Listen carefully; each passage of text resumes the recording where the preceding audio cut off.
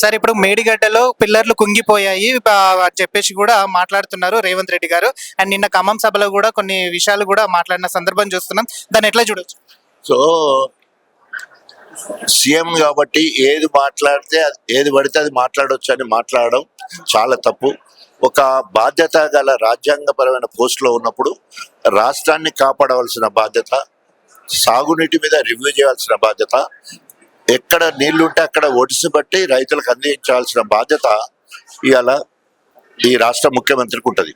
క్లియర్గా కొట్టొచ్చినట్టు రోజు 10 టీఎంసీ నీళ్లు కిందికి వెళ్తా ఉన్నాయి. గేట్లన్నీ లేపేయడం వల్ల కూడా బ్యాక్ వాటర్ 15 కిలోమీటర్ల దగ్గర మనకు కన్నెపల్లి బ్యారేజ్ ఉంటుంది, అక్కడి నుంచి వెళ్ళి పంప్ హౌస్ ఉంటుంది, కన్నెపల్లి పంప్ హౌస్. సో ఏ అవసరం లేకుండా నీళ్ళని ఆపకుండానే, బ్యాక్ వాటర్ అవసరం లేకుండా ఇప్పుడు ప్రవాహానికి సంబంధించిన నీళ్ళకి వెళ్ళి మనం పంప్ ఆన్ చేస్తే అక్కడి నుంచి వెళ్ళి మరి అన్నారము, అక్కడి నుంచి వెళ్ళి సుందీలకు కూడా పోయే అవకాశం ఉంది.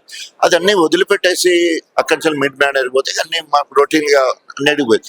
ఇది ఏం చేయకుండా ఓన్లీ కాళేశ్వరము కూలేశ్వరం అని చెప్పేసి ఇది బీఆర్ఎస్ ఫెయిల్యూర్ అని చెప్పే ప్రయత్నంలో భాగంగానే మొత్తం ఈరోజు రైతులను రాక్షసుని లెక్క నష్టం చేసే కార్యక్రమం చేస్తున్నారు.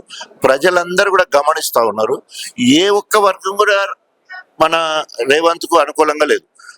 60-70% ఉన్న రైతులు అనుకూలంగా లేరు, 50% ఉన్న మహిళలు అనుకూలంగా లేరు, విద్యార్థులు కోపంగా ఉన్నారు, నిరుద్యోగులు కోపంగా ఉన్నారు, రిటైర్డ్ ఎంప్లాయీస్ కోపంగా ఉన్నారు.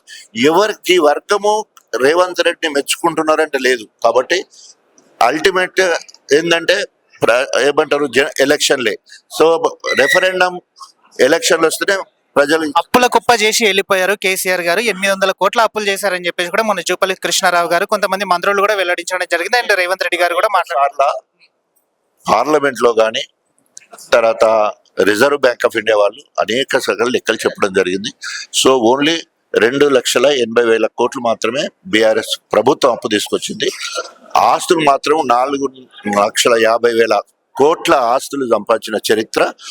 ప్రతి జిల్లాను అనేక రకాల కలెక్టరేట్లు కావచ్చు, మెడికల్ కళాశాలలు కావచ్చు, మిషన్ భగీరథ కావచ్చు, మిషన్ కాకతీయ కావచ్చు, కాళేశ్వరం ప్రాజెక్టు కావచ్చు, ఇట్లా చెప్పుకుంటే అనేక రకాలుగా అభివృద్ధి చేసి దేశంలోనే నెంబర్ 1 రాష్ట్రంగా తీర్చిదిద్దిన చరిత్ర కేసీఆర్ గారిది. దేశానికి అన్నపూర్ణగా మిగిలింది తెలంగాణ రాష్ట్రం. ఇవన్నిటి కారణం కేసీఆర్ గారు.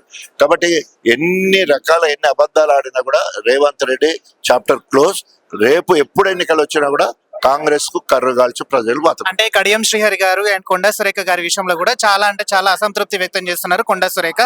కడియం శ్రీహరి గారు బీఆర్ఎస్ లోనే ఉన్నా అని అంటున్నారు, అలాగే కాంగ్రెస్ పార్టీలో ఉన్నా అని చెప్పేసి కూడా కొన్ని వర్గాలు చెప్తున్నాయి. దాన్ని ఎలా చూడొచ్చు అంటారు? అంటే నెక్స్ట్ అక్కడ ఉప ఎన్నికలు జరిగితే కూడా తాటికొండ రాజయ్య గారిని కోరుకుంటున్న సందర్భం స్టేషన్ గన్పూర్ ప్రజలు చూస్తున్నారని జోరుగా వార్త వినిపిస్తుంది. సో తప్పకుండా కడియం శ్రీహరి అనే వ్యక్తికి రాజ్యాంగం మీద గౌరవం ఉన్నా, ప్రజాస్వామ్యం మీద గౌరవం ఉన్నా, లేదా నైతిక విలువల మీద గౌరవం ఉన్నా ఆయన వెంటనే రాజీనామా చేయాలి.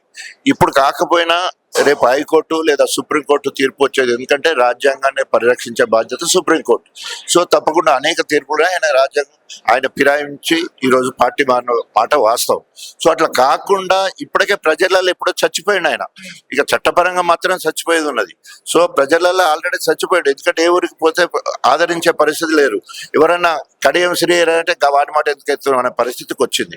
కాబట్టి ఏదేమైనా కూడా రాబోయే రోజుల్లో కడియం శ్రీహరి రాజకీయ సమాధి కావడం ఖాయం. రాజకీయ జన్మనిచ్చిన గణపూర్ నియోజకవర్గమే. ఎక్కడైతే రాజకీయ జన్మ ఉన్నాడో రాజకీయ సమాధి కూడా గణపూర్ నియోజకవర్గంలో. లైక్ చేయండి, షేర్ చేయండి, సబ్స్క్రైబ్ చేయండి. మరిన్ని వీడియోల కోసం బెల్ సింబల్ పై క్లిక్ చేయండి.